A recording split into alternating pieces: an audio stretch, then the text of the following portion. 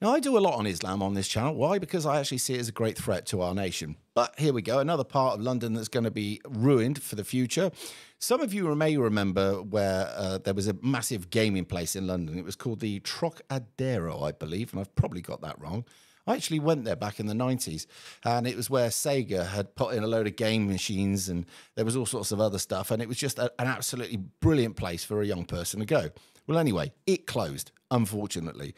And obviously, we've all got gaming at home, and some of us got a gaming rig, which is quite immersive, so you wouldn't go all the way to London for it. But back in the day, we didn't, and it was good. However, it sat there doing not a great deal, and the Islam has seen its opportunity. Now, a Muslim billionaire has decided to put a giant mosque in the centre of London. Well, he went ahead with this, and it got knocked back a little while ago.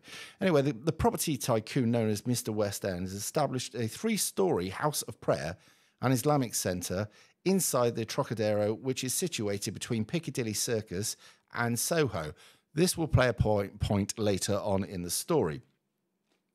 So anyway, basically, he says the 3-storey thing of prayer, which about 390 worshippers will be able to fit in, and it comes into the empty building that became empty, I think, in 2006 or whatever it was. Anyway, previous proposals for a 1,000-capacity mosque on the site were withdrawn in 2020 following a backlash from residents of well-known far-right groups. We had to get a mention in there, the far-right. That is anybody normal who doesn't like the way and the direction that London's going in, by the way. And let's be honest, with a Muslim police chief, a Muslim mayor, and numerous Muslim people on the council, I'm surprised that this just didn't go through straight away. But anyway, it's back, and here it is. So basically, the planning application was blown out then. They've gone back with we're going to do a little bit less, and it seems it's going to go through. Council spokesman confirmed to the Mail a planning application by Azi Foundation to convert part of London Trocadero was approved by the council's planning committee in May 23. Okay, and they show pictures of it. They show what it was before, and it does bring back fond memories, by the way. They show a picture of him coming out of court after his wife tried to tax him on part of his 1.1 billion fortune. I don't know how that went. Anyway, it is thought that the mosque may be called Piccadilly Prayer Space. Of course it would. And it could open within months. But critics have questioned whether it should be built in an area filled with alcohol-serving bars, nightclubs, and Soho's gay venues. That might become awkward. Can you imagine some of the more stricter Muslims piling out, and then they see a load of flamboyant people dressed in very little, mincing about the place? I don't think the two should meet. And if they do, I'm not entirely convinced it will go down well. But anyway, a little bit more about it. His property, a portfolio of over 2 billion. He bought the building for more than 220 million. It is a very pretty building, I have to say. In 2005, the founding mosque thought his charitable arm, the Azi Foundation.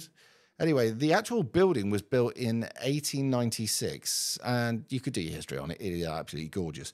But the thing is, you imagine how many tiers it is, and they say they're only going to do a few at the moment.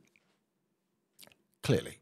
However, once that all calms down and people get over the initial shock of a load of Muslims piling in and out of the place, God knows how many times a day, praying and all the rest of it, then obviously they'll go for planning permission and try and fit the rest out as a mega mosque.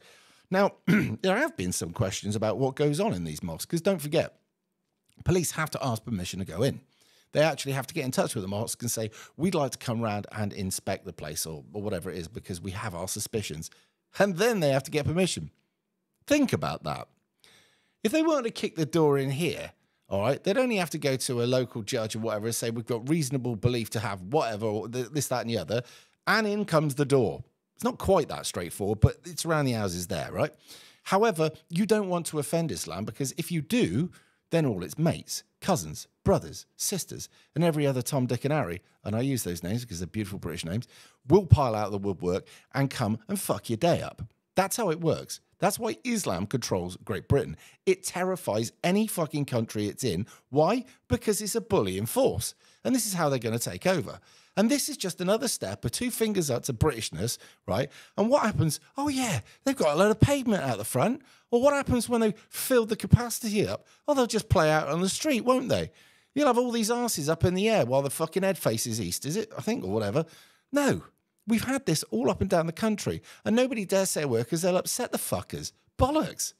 I tell you what, can you imagine if there's that going on? And I have no idea how far and wide Pride is, but can you imagine Pride wandering past that lot? Hey? That's going to go well, isn't it? Anyway, as it's called a house of prayer, are they going to have, I don't know, a part of it made to Christians? And what about another part of it made for the Jewish? What about that? Hey? Is that going to happen? I bet if you asked him, he'd be like, you know exactly what's going to be. Fuck off. So anyway, there it is. Another part of London lost to Islam. Smart people. This is diversity. You're supposed to enjoy it. You're supposed to like it. And if you don't, hey, you're only a far-right racist bigot, Islamophobe. I don't know, pick your insult. Anyway, no worries. I'm going to get off and do some more content that's probably going to end up putting me on a list one day. There you go. That's the way it goes, isn't it? See you in a bit.